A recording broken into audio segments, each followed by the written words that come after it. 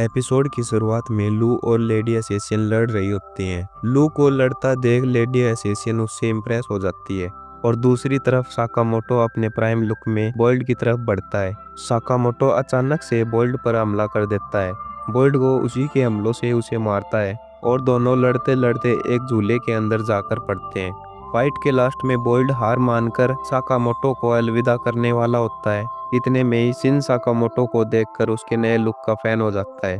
जब साकामोटो अपनी पत्नी की तरफ देखता है तब वह उसे गुस्से में देखकर डर जाता है। साकामोटो की पत्नी उन तीनों को जोर जोर से डांटती है। बोल्ड भी उसे देखकर डर जाता है। आखिर में बोल्ड जाते जाते साकामोटो पर लगे इनाम के बारे में बताता है। साकामोटो अंडरवर्ल्ड को हराने का डिसीजन लेता है। उसके बाद साकामोटो, लू और शिन तीनों एक पुराने थिएटर में जाते हैं। शिन दूसरी तरफ शिफ्ट होता है जहाँ 4 लोग डिनर कर रहे होते हैं, जिनमें से एक नागुमो भी होता है। वो सब साकामोटो के टाइम के एसेसियन होते हैं। उसके बाद साकामोटो, शिन और लू तीनों थिएटर से मिली इंफॉर्मेशन से एक पुराने अंडरवर्ल्ड के हेडक्वार्टर में जाते हैं।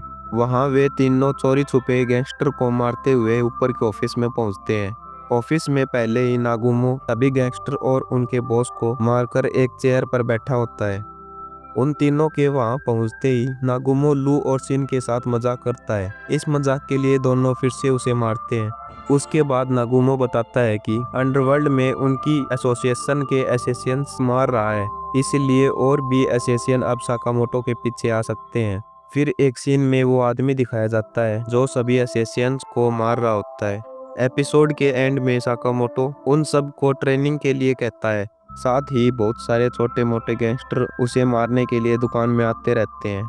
और इसी के साथ ये एपिसोड भी यहीं ख़त्म होता है। अगर आप इस शो को एंजॉय कर रहे हैं तो चैनल को सब्सक्राइब ज़रूर करें। बाकी मिलते हैं एक और नए एपिसोड में।